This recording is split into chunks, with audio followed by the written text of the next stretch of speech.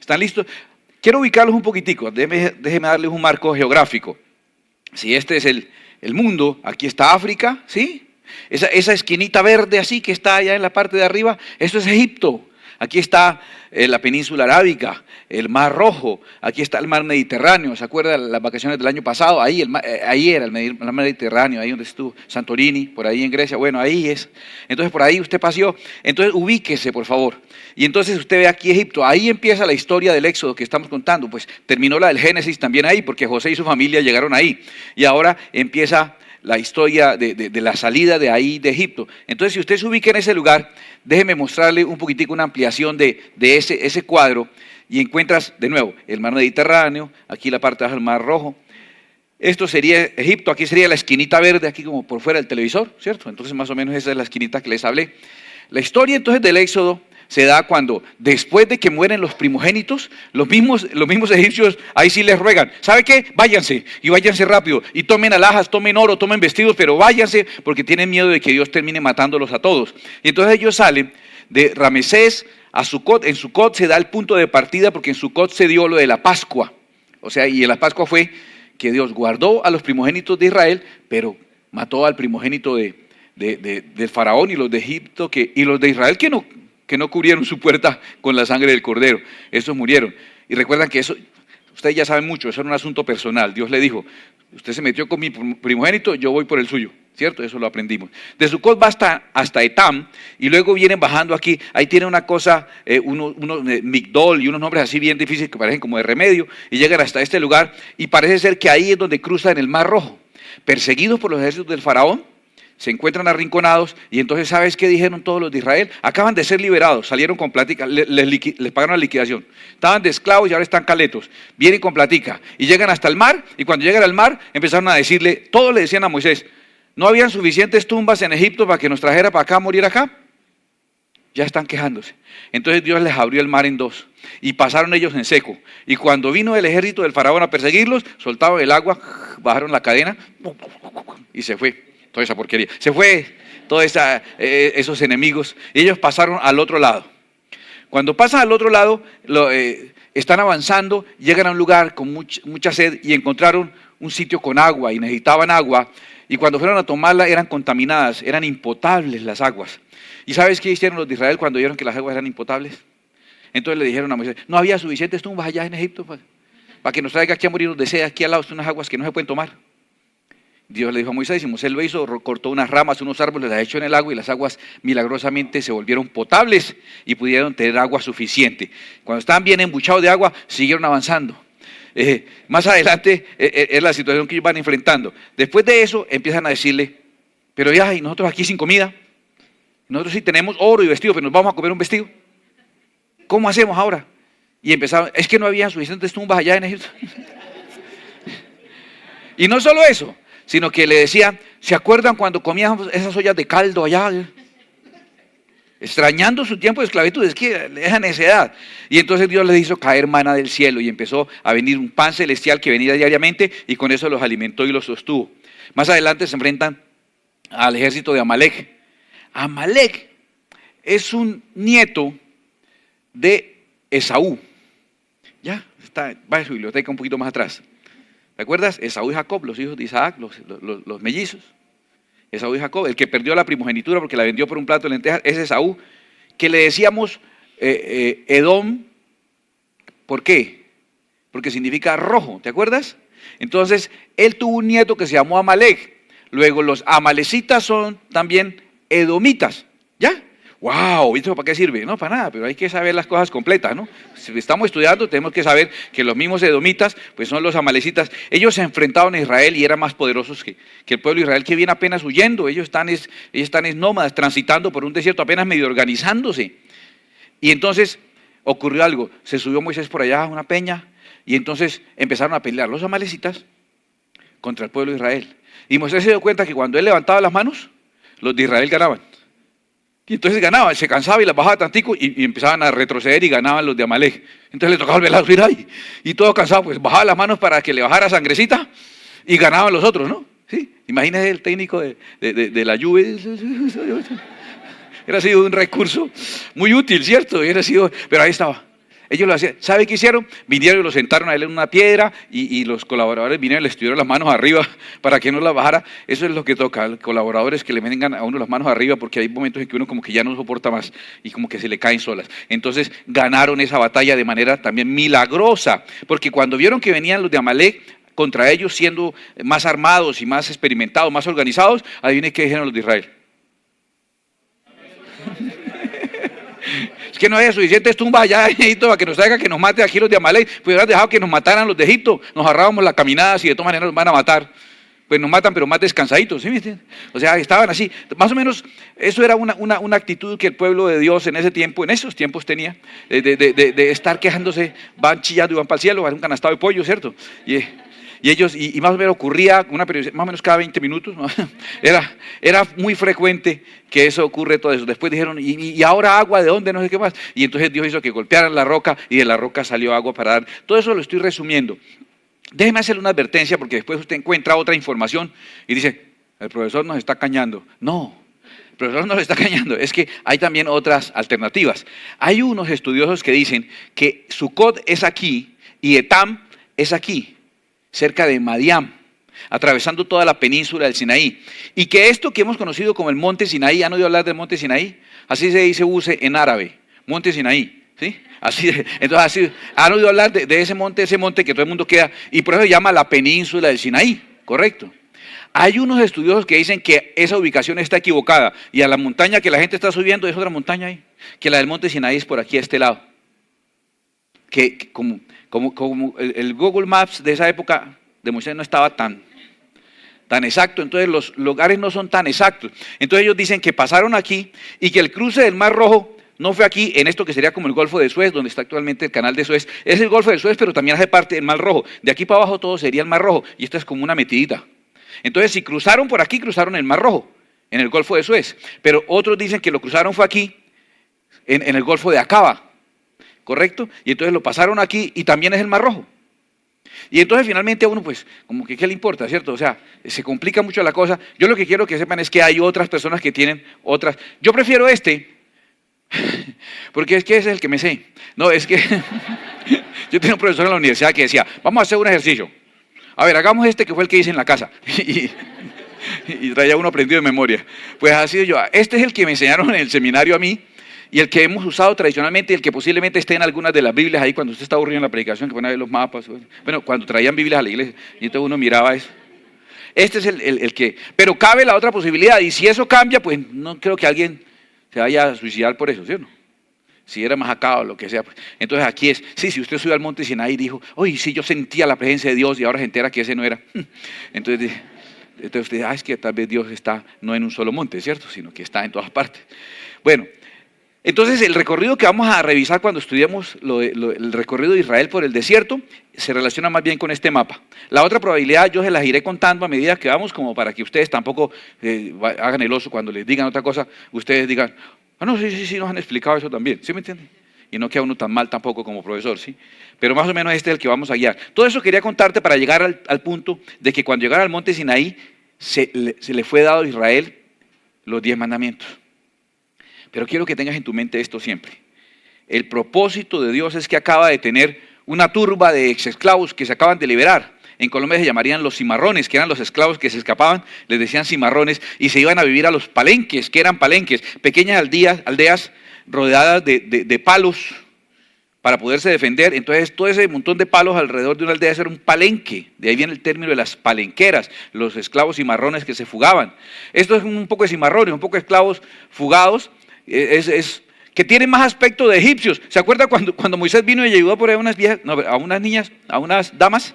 ¿Te acuerdas que él vino y las ayudó con el agua? Y las hijas del sacerdote de Madián, Reuel o Jetro, ¿te acuerdas? No, todos me llevan la cuerda. Sí. No saben de qué estoy hablando, sí. Entonces, pero ellas que dijeron que los había ayudado, ¿quién? Es que se acordaron un egipcio. O sea, ellos no tenían identidad, ellos eran una turba fugada de sus amos. Entonces el proceso del desierto, y por eso la demora, el propósito del tiempo en el desierto es sencillamente Dios dándole a su pueblo identidad de pueblo. ¿Lo tiene? Y ahora entonces llegamos al punto aquí que llegan al Sinaí y les son dados los 10 mandamientos. Y vamos a revisarlos, ¿vale? Vamos a leerlos en la Escritura. Están en Éxodo capítulo 20. Éxodo capítulo 20 están los 10 mandamientos. Y dice así: y habló Dios todas estas palabras diciendo, mire, yo soy Jehová tu Dios, primer mandamiento, mire el primer mandamiento. Yo soy Jehová tu Dios que te saqué de la tierra de Egipto, de casa de servidumbre. No tendrás dioses ajenos delante de mí. Primer mandamiento, el que los sacó de allá fui yo. Como yo fui el que los sacé de allá, el Dios de ustedes soy yo. Y como yo soy su Dios, nada de buscarse más dioses. ¿Queda claro ese primer mandamiento? No es difícil. Siguiente. No te harás imagen ni ninguna semejanza de lo que está arriba en el cielo, ni abajo en la tierra, ni en las aguas debajo de la tierra. No te inclinarás a ellas, ni las honrarás, a las imágenes. Imagen de lo que está en el cielo, un ángel, un santo, ¿no? Imagen de lo que está en la tierra, personas o animales, o imagen de lo que esté aún en las aguas. No se inclinas a ellas, no se debe inclinar uno a ellas. No le debe uno honrar a esas imágenes. Porque yo soy Jehová tu Dios, fuerte y celoso. Será tan celoso Dios que lo reconoce, ¿sí? La mayoría de los celosos no reconocen ser celosos. Pero Dios es tan celoso que reconoce, yo le advierto, yo soy celoso. Que visito la maldad de los padres sobre los hijos hasta la tercera y cuarta generación de los que me aborrecen. Los que hayan hecho eso, de honrar imágenes y todo, los hijos, los nietos, los bisnietos y tataranietos quedan matriculados ahí en castigo de Dios. Entonces usted dice, entonces con razón a nosotros, sí, porque de todas maneras el Señor se enoja por eso. Y dice, pero también mire, y hago misericordia a millares, a los que me aman y guardan mis mandamientos. Correcto, 4 generaciones a los que hicieron idolatría, pero 1000 a los que hemos salido de esa idolatría, 1000 generaciones a posterior. Ese es el segundo mandamiento, no inclinarse ni honrar imágenes. Tercero, no tomarás el nombre de Jehová tu Dios en vano, porque no dará por inocente Jehová al que tomare su nombre en vano. Tercero. Cuarto, acuérdate del día de reposo para santificarlo. 6 días trabajarás y harás toda tu obra, mas el séptimo día es reposo para Jehová tu Dios. No hagas en él obra alguna tú, ni tu hijo, ni tu hija, ni tu siervo, ni tu criada, ni tu bestia, ni tu extranjero que está dentro de tus paredes, porque en 6 días hizo Jehová los cielos y la tierra, el mar y todas las cosas que en ellos hay, y reposó en el séptimo día. Por tanto, Jehová bendijo el día de reposo y lo santificó. Cuarto mandamiento. Honra a tu padre y a tu madre para que tus días se alarguen en la tierra que Jehová tu Dios te da. Quinto. El sexto es, no matarás. Séptimo, no cometerás adulterio. Octavo, no hurtarás. Noveno, no hablarás contra tu prójimo falso testimonio. Décimo, no codiciarás la casa de tu prójimo, no codiciarás la mujer de tu prójimo, ni su siervo, ni su criada, ni su buey, ni su asno, ni cosa alguna de tu prójimo, ni a tu prójimo, toca decir hoy en día, ¿no? No codiciarás ni la mujer de tu prójimo, ni a tu prójimo, porque hoy es un revueltijo ahí. Ese es el décimo, no codiciar uno al prójimo. ¿Está claro? Esos son los 10 mandamientos que Dios les dio a su pueblo. Pero ¿cuál es el propósito de Dios en el desierto? ¿Qué le está dando Dios a ese pueblo? Identidad. Y para identidad les da unos mandamientos. Entonces, de esos mandamientos vamos a permitir hacer 3 anotaciones, por favor, que son bien importantes para mí. La primera anotación que quiero hacer de esos mandamientos es que usted ahorita se confundió un poquito porque se los sabía distinto. Se los enseñaron diferente en el catecismo, ¿cierto? Entonces dijo, no, a mí me los han enseñado de otra manera. La primera anotación que quiero hacerte es explicarte que sí, están puestos de manera diferente. Así como nosotros los leímos, están en Éxodo capítulo 20, en la palabra de Dios están escritos así como los leímos. Pero había un problema en el catecismo, entonces San Agustín hizo unos ajustes. Y cuando usted entienda dónde hizo el ajuste, usted sabe, lógico, tenían que hacer un ajuste. Porque no podían enseñarle a los niños que había un mandamiento que prohibía venerar imágenes, honrar las imágenes o inclinarse ante las imágenes. Y después de eso camine, vamos y nos inclinamos ante esta imagen. Entonces tenía que hacer un ajuste. ¿Dónde fue el ajuste? En el mandamiento que dice no harás imágenes, ni te inclinarás a ellas, ni las honrarás. En ese pues, ¡pum!, lo eliminaron, ¿sí? Borraron, delete, ya, lo borraron. Tan fácil, editaron. Y entonces al borrarlo, entonces les quedaron a ellos apenas 9 mandamientos. ¿Cómo lo resolvieron? Riñones, vea, riñones. Tomaron el que dice 10, no codiciarás nada de tu prójimo, ni la mujer, ni el asno, ni la casa, ni nada, y lo partieron en 2. El 9 lo llamaron, no desearás la mujer de tu prójimo, y el 10 lo llamaron, no codiciarás los bienes ajenos. Entonces tomaron el 10, debieron haber hecho un 11 para el asno, el 12 para la casa, porque es cierto, porque ahí... Pero el asunto era que cuadrara, ¿no? Y les cuadró. Pero es que no están editando un video de Ricardo Caballero, que lo pueden editar facilito y quitar lo que sea, y una bobada más, una bobada menos no cambia, ¿cierto? Estamos editando es la palabra de Dios, y si usted mueve una coma, una tilde de la palabra del Señor, será movido de la lista del reino de los cielos, dice la palabra del Señor. Uno no puede editar a Dios y ponerle, en las predicaciones a veces que se me escapa para ahí una palabra inadecuada y le ponen pi, ¿cierto? No le puedes poner pi a Dios. Entonces, les funcionó, pero hoy día todo el mundo sabe que está alterado. Entonces, compara a los que te enseñaron, en el catecismo te los enseñaron así: amarás a Dios sobre todas las cosas, no tomarás su santo nombre en vano, santificarás las fiestas, honra a tu padre y a tu madre, no matarás, no cometerás adulterio, no robarás, no levantarás falso testimonio ni mentirás, no desearás la muerte de tu prójimo y no codiciarás los bienes ajenos. Así te los enseñaron. Y como tú seguramente no habías leído las palabras de Dios, así te los tragaste. Pero ahora, como ya lees la palabra de Dios, te das cuenta que hay unos mandamientos. El segundo es un mandamiento bien claro que nos impide hacer imágenes para honrarlas o venerarlas o inclinarnos a ellas. Y que eso traerá consecuencias durante 4 generaciones si ponemos en poco esa orden de Dios. Y entonces por eso esos países que vemos que han caído en ese tipo de idolatría, usted le ve las generaciones esclavizadas y perjudicadas por ese concepto. El primer concepto que quería aclararle para que usted entienda esa diferencia sobre los mandamientos, porque resulta que esta diferencia entre este listado y este listado ya empieza a aportarnos a nosotros algo que es lo que se busca en Éxodo. ¿Qué es? Identidad. ¿Ya entiendes? El hecho de que no hayan aquí imágenes para honrar o para inclinarnos ya nos hace a nosotros diferentes a los que tengan este otro listado. Ya empezamos a no parecer egipcios, ya empezamos a tener unos rasgos diferentes como pueblo, y la diferencia está en los mandamientos que nosotros hemos recibido. La segunda anotación que quiero hacerle es que esta lista de los mandamientos que Dios le dio a su pueblo Israel pertenece a lo que se llama las leyes morales, y curiosamente muchos de esos mandamientos los observan muchos países, aunque no sean temerosos de Dios. Casi son como la ética natural humana. En ningún país están de acuerdo que roben, que maten la gente. Casi esos mandamientos son normas finalmente morales y están casi escritas en el corazón de las personas. La promesa de que Dios dio a través de Joel fue esa: escribiré mi ley en sus corazones. Eso está casi en la ética personal. Se llaman leyes morales o conductuales, esos 10 mandamientos que aprendimos o que recordamos hoy. Leyes morales o conductuales, pero no son las únicas leyes que había en el Pentateuco, en el Antiguo Testamento o en Israel. Habían otras leyes también, las leyes ceremoniales que tenían que ver con lo religioso. ¿Qué tipo de ofrenda? Que se lleva un palomo, una tórtola, o se lleva una oveja o un chivo, o sea, para pagar tal pecado. Que tal día es solemne, que la fiesta de la cosecha, que la fiesta del Pentecostés, que la fiesta de la ofrenda mecida. Todas esas normas que salieron que fueron religiosas, ¿cierto? Y aparte de las normas religiosas, de quién debía ser sacerdote, cómo debía vestirse un sacerdote, cómo debía ser el incienso. Y una vez por allá hicieron un incienso, como lo compraron chino por ahí, y el Señor se enojó, hizo salir un montón de candela y quemó a los sacerdotes. Porque había unas leyes estrictas con relación a cómo eran los rituales, cómo era la ceremonia, cómo era la parte religiosa, las celebraciones religiosas en Israel. Ese era otro grupo de leyes que también los encuentras en la Escritura y también le daban identidad al pueblo de Israel. Había un tercer grupo de leyes que se llama las leyes civiles, que no hacían parte de los 10 mandamientos ni hacían parte de la liturgia, pero eran leyes, por ejemplo, que si usted abría un pozo en el terreno de su vecino, ¿cómo se dirimía ese conflicto? Que si usted tomaba como esclavo por una deuda a una persona, pero era hebrea, no podía estar esclavizado por más de 6 años.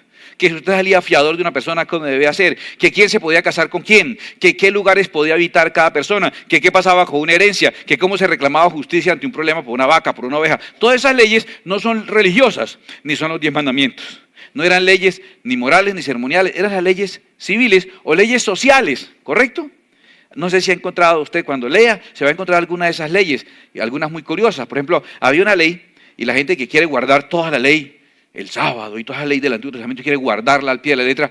Es curioso porque la ley exigía que usted tuviese una estaca para que en la noche, como no había servicios sanitarios, a diferencia de los otros pueblos que iban dejando devastación por donde pasaban, usted les podía seguir la pista fácilmente.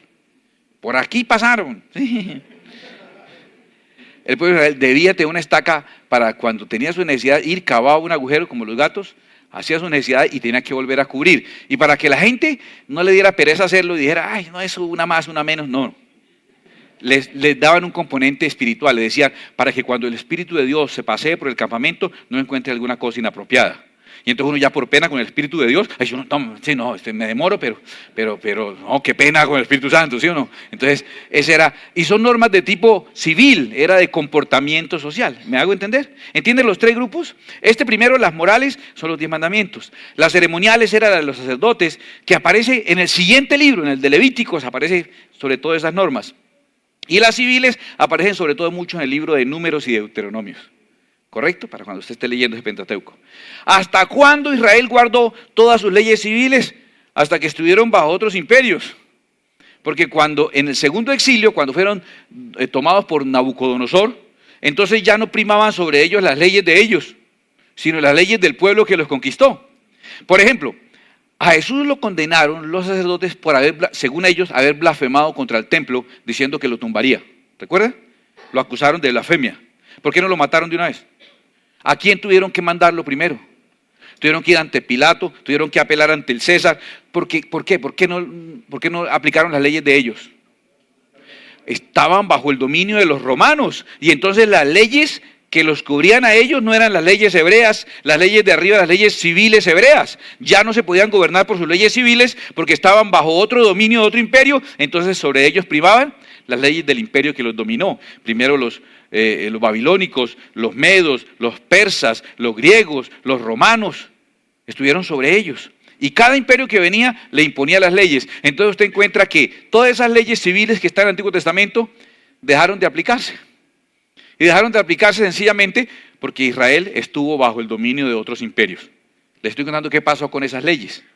¿Correcto? Ya no, usted para agradar a Dios no tiene que traer su Biblia, su cuaderno, sus apuntes y una estaca por si alguno... No, ya no. Ya no. Porque esa parte de las leyes civiles, de alguna manera, dejaron de aplicarse por obvias razones. Porque dejaron de tener autonomía para imponer esas leyes civiles. Las leyes ceremoniales, la de los que había que hacer un sacrificio, que mecer el incienso, que la fuente de bronce, que cómo sería la expiación, que qué tipo de animales traer, qué tipo de ofrendas, que una efa de harina, que todas esas cosas, cómo vestir al sacerdote, que por qué tenía que tener un cinto así, que cómo debía ser el material que era construido cada cosa. Todas esas leyes de tipo ceremonial, todas, absolutamente todas, tenían un solo propósito: señalar y mostrar a la persona de Jesucristo. Si usted le da a cualquiera de las leyes, la más simple que había, ay, no combinaréis lino con lana, es una ley, tiene que tener algún propósito de mostrar en algo a Jesús. Todas las leyes ceremoniales, que había un atrio, un lugar santo, un lugar santísimo, el arca de la alianza, los querubines, todo eso, el cordero que era sacrificado, y Jesús muere el día que el cordero de la Pascua es sacrificado, a la hora que debe ser sacrificado, con todas las características. Sus huesos no fueron quebrados porque la ley ceremonial decía que no se le podía partir los huesos al cordero. Entonces toda esa ceremonia tenía un único propósito: mostrar a la persona de Cristo Jesús. Que todos supiéramos que todo eso nos estaba señalando que Dios enviaría un Salvador. Eso es. Entonces esas leyes ceremoniales ya fueron completas en Cristo Jesús. Ya. Jesús dijo, consumado es. Después de Jesús, usted puede matar un cabro para hacer un asado en la casa, pero para quemárselo y ofrecérselo a Dios, no sirve para nada ya. Porque la ofrenda perfecta fue presentada por el sacerdote perfecto. Cristo fue a la vez sacerdote y a la vez ofrenda, y eso ya consumado es. Las leyes ceremoniales se completaron en Cristo. Entonces ya, el primer grupo dejaron de aplicarse porque dejaron de tener autonomía. El segundo grupo dejaron de aplicarse porque quedaron satisfechas en su función, que era señalar a Cristo. Pero el grupo de los mandamientos, las leyes morales o conductuales, no desaparecieron. Siguen estando. Pero este, que es la palabra de Dios en persona, habló sobre esas leyes morales y dio la explicación de cómo son esas leyes morales. Entonces, si usted me pregunta, de esas leyes, ¿cuáles son las que deben permanecer? Es muy curioso, porque nosotros como iglesia cristiana y los que antes éramos de la iglesia evangélica, como lo llamaban, prohibían, por ejemplo, que la mujer se cortara el cabello. Estaba prohibido, porque ahí dice que no debía la mujer cortarse el cabello, ¿correcto? Pero en la misma ley, que era una ley de tipo social, en la misma ley de tipo social decía que el hombre no debía afeitarse la barba, en la misma ley. Y había iglesias donde si una mujer se cortaba el cabello, la echaban de la iglesia. Y si un hombre no se afeitaba la barba y venía con barba, lo echaban de la iglesia. Y eso era contrario a esa ley. Porque ¿cómo así? Están en una diciendo que se debe y en otra haciendo lo contrario de lo que dice ahí. Es complicado, ¿te das cuenta? Entonces, ¿cómo descansamos nosotros? Sabemos, es una ley civil. Eso es para el pueblo de Israel. Cuando la podían ejercer, la ejercían. Es una ley ritual, quedó condensada en Cristo. ¿Cuál es el verdadero sabbat? Cristo es nuestro reposo. Cristo es nuestro descanso. ¿O no? ¿Cuál es el Cordero perfecto de Dios que quita el pecado del mundo? Cristo, ahí está. Ahora, pero si es una ley moral, entonces, ¿cómo quedaron esos 10 mandamientos? Voy a mostrarle cómo dice Jesús que quedaron esos mandamientos. Mateo 22:35. Uno de los intérpretes de la ley, de los escribas, vino allá a ponerle una cascarita al Señor Jesús, a hacerlo caer. Ellos siempre preguntaban así con mala intención. Y uno de ellos, intérprete de la ley, preguntó por tentarle, diciendo, Maestro, ¿cuál es el gran mandamiento en la ley? ¿Por qué dice por tentarle? Porque donde le pregunta cuál es el mandamiento más importante, si Jesús dice uno, ¿qué hubiera dicho el otro escriba ese calceto? ¿Y por qué el otro? ¿Cierto? Si Jesús dice lo más importante es amar a Dios, entonces uno puede matar. ¿No le parece importante? Y Jesús dice no matar, entonces va a decir, entonces está bien robar. ¿Sí? Lo puede escoger uno para poder darle con los otros 9. Y entonces Jesús le dijo, amarás al Señor tu Dios con todo tu corazón, con toda tu alma y con toda tu mente. Este es el primero y grande mandamiento. Y el segundo es semejante, amarás a tu prójimo como a ti mismo. De estos 2 mandamientos, dice Jesús, depende toda la ley y los profetas. Entonces, ¿cuántos mandamientos hay por obedecer hoy? Las leyes civiles de Israel, vamos a traer estaca, todos, y sacapuntas, todos. No, ¿cierto? Correcto. Ofrecer el cordero cada Pascua y hacer las fiestas solemnes y la ofrenda mecida y la fiesta de la cosecha cuando hoy día ni cosecha hacemos. ¿Sí? Eso quedó cumplido en Cristo. Y de estas leyes morales que eran 10, ¿cuántos quedaron según Jesús? 2. Pero mire la sabiduría del Señor. El escriba se puso contento. Dijo esos 2. Entonces yo le voy a dar con los otros. Entonces, ¿a usted no le parece importante eso de no tomar el nombre en vano de Dios? Eso le hubiera dicho, si amas a Dios sobre todas las cosas, pues no tomas su nombre en vano. Pero guardar el día de reposo. Si amas a Dios sobre todas las cosas, guardarás incluso todos los días para Dios. ¿Sí me van a entender? Y cuando dijo de amar al prójimo como a sí mismo, el otro hubiera dicho, pero no robarás. Si usted ama a su prójimo, no lo roba. No matarás. Si usted ama a su prójimo, no lo mata. Si usted ama a su prójimo, no le miente, no le quita a la señora ni el señor, no le codicia las cosas.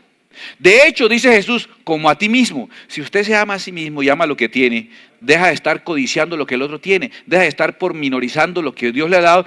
Tan bonito el otro, codiciando el carro del otro, la esposa del otro, la casa del otro, el cuerpo del otro, los recursos del otro, la membresía del otro, el templo del otro. Eso pasa. Entonces, dejas de estar eso si te amas a ti mismo, si amas lo que Dios te ha dado. Jesús dijo, mire, es como una cruz. Primer mandamiento y más importante, amar a Dios por encima de todas las cosas. Ahí están los primeros 4 mandamientos. Amarás a tu Dios sobre todas las cosas. No honrarás ningún tipo de imagen. No tomarás su nombre en vano y guardarás el día que tienes separado para Él. Si amas a Dios sobre todas las cosas. Si amas a tu prójimo como a ti mismo, entonces ahí están los demás. Honras a tus papás, no matas, no adulteras, no robas, no mientes y no lo codicias. Y el pasador, si te amas a ti mismo, no codicias. Mire que en ese símbolo de la cruz, Jesús resumió todos los mandamientos y corchó de paso al escriba. Quedó ahí, yo creo que todavía está pensando, ¿qué le digo ahora? ¿Cierto? Lo dejó viendo un chispero. Esa es la segunda aclaración que quiero darte. En resumen, sabes que las leyes civiles caducaron porque no pudieron implantarse, porque eran leyes para el comportamiento social de un país. Las ceremoniales tienen el propósito de señalarnos proféticamente la ofrenda perfecta, que es Cristo Jesús. Y las morales, que son los 10 mandamientos, Jesús las redujo en 2.1. Dios, prójimo, y a ti mismo también hay que amarte, ¿cierto? Entonces, eso es lo que permanece hasta hoy. Era la segunda aclaración que quería darle. Más fácil, ¿cierto? Qué bonito. Usted se va a ir diciendo, 2 mandamientos tengo que obedecer nomás. 2 mandamientos. Me aligeraron la carga. Solo 2. Y la tercera aclaración que quiero hacer, si me lo permite, es que quiero que te fijes en esto. En el libro de Éxodo, que tiene como propósito darle ¿qué a Israel? Identidad. Pasa algo muy curioso. En el capítulo 20 Dios, en ese propósito de darle identidad, lo que le da es los mandamientos. Y hasta el capítulo 25 es que sale la instrucción sobre el templo, el santuario y la liturgia. De alguna manera, en el 25 Dios les da la ley, y en el 20 Dios les da la ley, y en el 25 la religión. Sí, una manera burda de decirlo, pero para que lo entiendas. Entonces es muy curioso, porque ya tú mismo te diste cuenta que el propósito aquí en Éxodo es darle identidad al pueblo. Y en ese propósito de Dios darle identidad a su pueblo, ¿qué es lo primero que le da a Dios a su pueblo? ¿Una religión? ¿Una iglesia donde ir? ¿Cuál templo construyó Jesús? ¿Dónde quedaba la iglesia en el jardín del Edén? Complicado, ¿cierto? ¿Con qué ropa iba a ir al culto? Complicado en el Edén, ¿cierto? Todo el mundo en peloto en el culto, imagínense una cosa impresionante. Mucha distracción. Era muy diferente. Entonces lo que da identidad, escúchame, no es el templo, la liturgia, el tipo de música que escuchas, la forma en que hablas, la forma en que te vistes cuando vas a la iglesia. Tu parte religiosa, tu parte cúltica, tu parte ceremonial, no es lo que te da identidad. ¿Qué es lo que nos da identidad como pueblo de Dios? Los mandamientos de Dios. Esa es la identidad. A ver, te lo explico.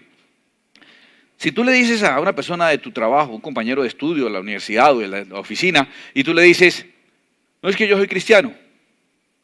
Después de que la persona se repone del susto y la sorpresa, no me hubiera imaginado jamás. De hecho, más de una vez pensé que usted era pues satanista o alguna cosa rara. ¿Cierto? No, jamás. Lo siguiente que la persona le va a preguntar a usted es, ay, ¿a dónde se congrega?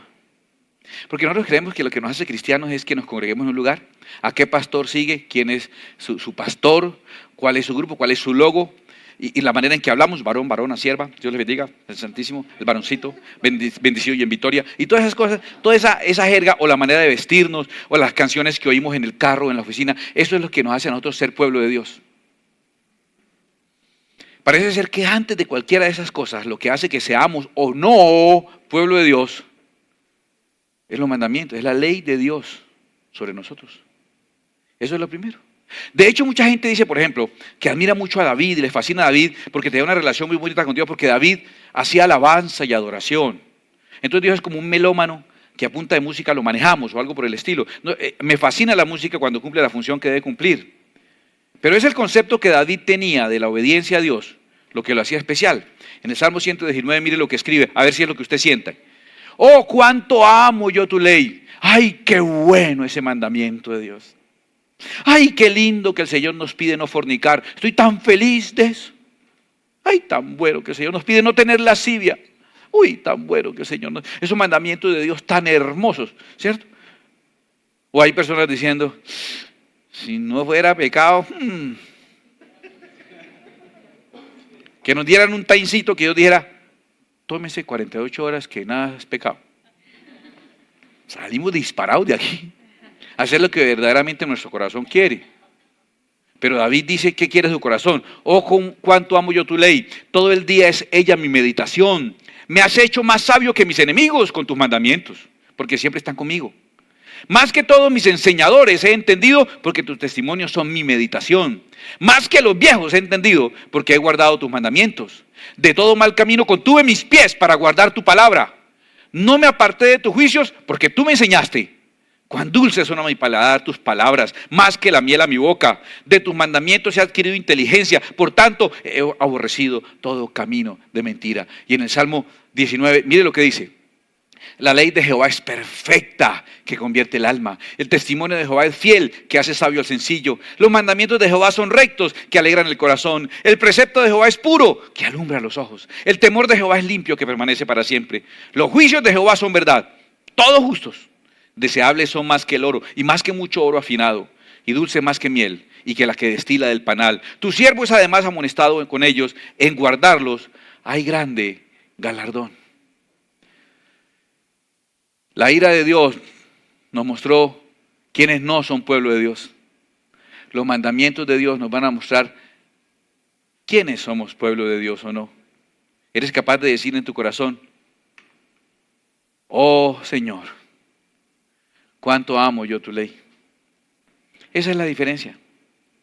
Y entonces, allá en la oficina, allá en la universidad, en la calle, en el trabajo, cuando la persona vea tu comportarte de acuerdo a unas normas que ni siquiera está prohibido por esta ley romana o colombiana, eso está permitido, podemos ir a esos sitios, podemos hacer esto. Y resulta que tú tienes otra ley distinta que prima sobre ti. Es eso lo que te da identidad de pueblo, que tú tengas ley. Ahora, no solo identidad, eso es lo que te da vida. Quiero que preparándonos para tomar la cena, pienses en esto que te voy a decir. Es un privilegio que Dios te da, darte una ley. Jesucristo dijo, porque el mandamiento es vida eterna. En un mundo donde todos estamos perdidos y condenados, el mandamiento es vida eterna. Te lo voy a explicar, alguna vez te lo expliqué y lo entendiste. Hay un montón de personas en el paradón para ser fusilados. ¿Listos? Porque están condenados. Y de pronto el emperador, el gobernante, el rey, el mandamás de esta película, se le acerca a uno de los condenados y le dice, mire, todos los santos días de su vida usted se va a levantar a las 6 de la mañana a pasearme mi perro. Si no me pasa el perro, lo mato. Todos los días necesito que a las 6 de la mañana usted esté paseándome el perro. Y esa persona de pronto se siente feliz. Porque le gusta mucho pasear perros. Porque en el momento que le dio un mandamiento, ¿qué le dio? Le dio vida, porque la única manera de pasear al perro es que no lo maten. ¿Sabes que cuando Dios te da mandamientos, ¿sabes qué te está dando? Te está dando vida. Cuando tú vienes a la iglesia, no es saber qué siento, qué me hago sentir o cómo logro que Dios me ayude en este propósito que yo tengo. ¿Cómo hago para que Dios me haga la vueltica? ¿Cómo hago para que me ponga la firma aquí en esto que quiero hacer? Incluso a veces no muy de acuerdo a su voluntad, pero necesito que me colabore. O venimos a decir, Señor, dame un mandamiento. ¿Qué mandamiento tengo hoy? Y voy contento. Uy, había algo que yo no estaba haciendo. No me he dado cuenta de este mandamiento. Pero ya aprendí en la iglesia un nuevo mandamiento del Señor. Aprendí que está demandando Dios de mí. Y entonces me voy contento porque tengo otra cosa por obedecer. Y todo el mundo dice, tipo tan loco, ¿está contento? ¿Está contento porque le prohibieron otra cosa? Y usted sabe que el mandamiento es vida, porque el mandamiento es identidad. Esa es la diferencia entre los que recibirán plagas. Los que somos pueblo de Dios recibimos la ley de Dios. ¿Eres capaz de decir, oh Señor, cuánto amo yo tu ley? Cuesta trabajo, ¿no? De nuevo, oh Señor, cuánto amo yo tu ley.